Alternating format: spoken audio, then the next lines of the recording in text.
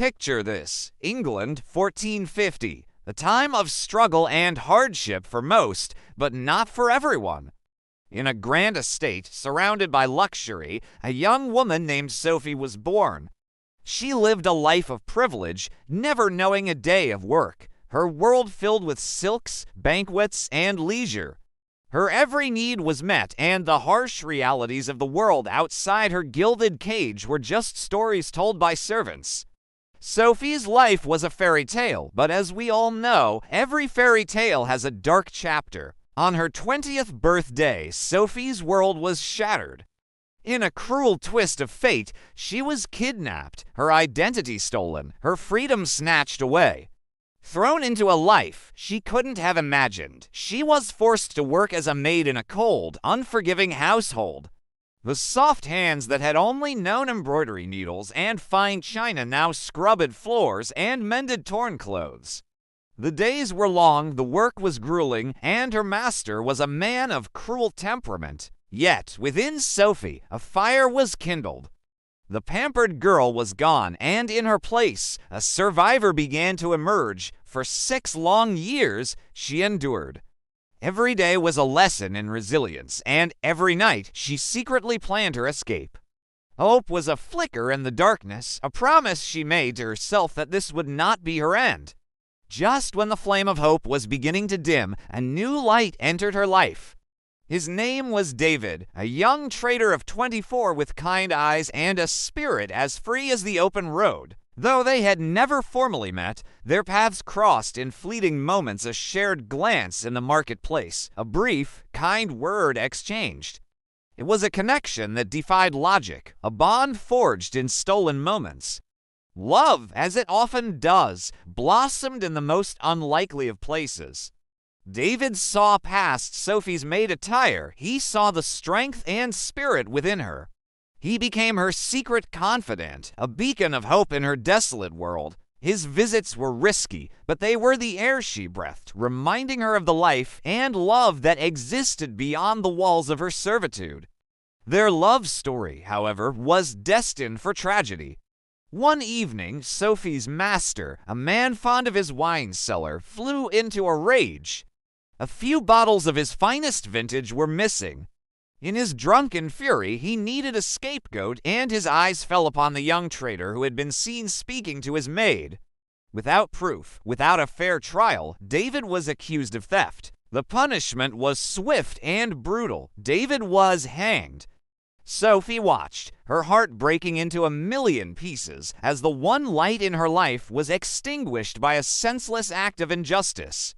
She knew the truth. Her master, in one of his frequent stupors, had simply misplaced the wine. David was innocent.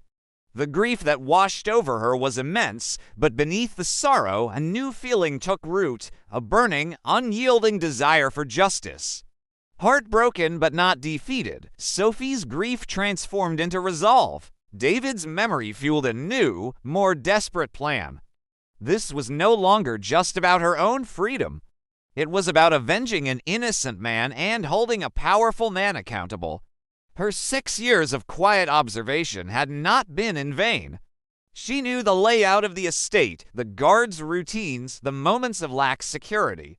One moonless night, cloaked in darkness, she put her plan into action. Slipping through shadows and silent corridors, she made her escape. She didn't just run, she ran with a purpose. Her destination was not some hidden village or a faraway port. She was heading straight for the heart of the kingdom, to London, to the very feet of the King of England himself. After a long and perilous journey, a weary but determined Sophie arrived at the royal court. She managed to gain an audience with the king, a feat in itself. Standing before the throne, she didn't just tell her story, she relived it. She spoke of her privileged past, her cruel kidnapping, and the 6 years of servitude. With tears in her eyes, but a voice steady with conviction, she told him of David, of their pure but tragically short-lived love, and of his unjust death at the hands of her drunken, powerful master. She laid bare the corruption and cruelty that festered under the guise of nobility. The court fell silent, captivated by her tale of sorrow and injustice. The king listened intently, his expression unreadable, as this lone woman bravely challenged one of his own lords. The king looked at Sophie, seeing not a lowly maid, but a woman of incredible courage. He was moved by her story and her quest for justice. He stood and addressed her directly. "Leave this to me," he declared, his voice echoing through the hall. "I will ride to this estate myself and see that justice is done, but I offer you a choice.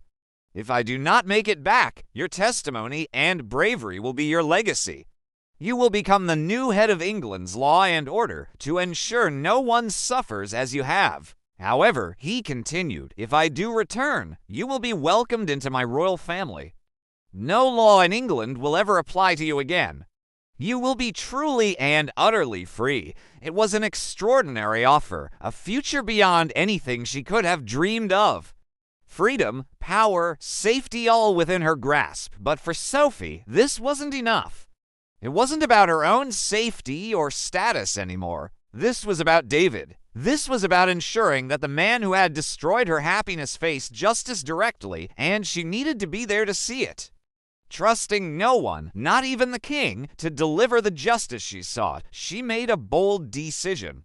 As the king and his royal guard departed, Sophie, disguised and armed with a bow and arrow she had acquired, followed them from a distance. She shadowed the royal procession, her heart pounding with a mix of fear and determination. She was no longer a victim. She was an agent of her own destiny, a deliverer of her own justice. Sophie arrived at her old prison just as the king was confronting her former master. The man was arrogant, dismissive of the king's authority, confident his wealth and status would protect him.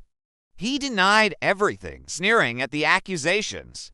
In that moment, watching his unrepentant face, Sophie knew she couldn't leave justice to chance or royal decree. From a hidden vantage point, she drew her bow. The string was taut, her aim steady. All the pain, the grief, the years of suffering were focused on that single point. She released the arrow. It flew true, striking her tormentor down.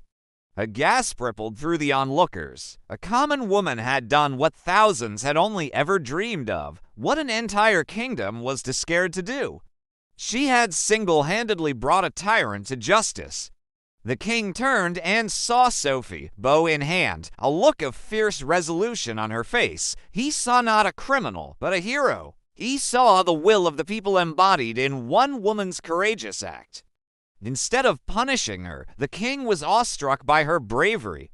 He recognized that her action was not born of malice, but of a profound need for justice that the system had failed to provide. In a stunning royal decree, he declared Sophie a hero of the realm.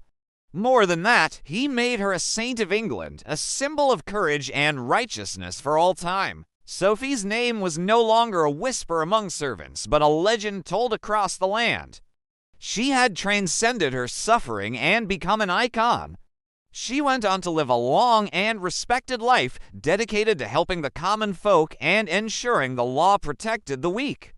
Sophie, the girl born to riches and forced into servitude, lived to the ripe old age of 98, forever remembered as the saint who forged her own justice. Thank you so much for watching. If you were inspired by Sophie's incredible story, don't forget to hit that like button and subscribe for more legends from history. See you next time.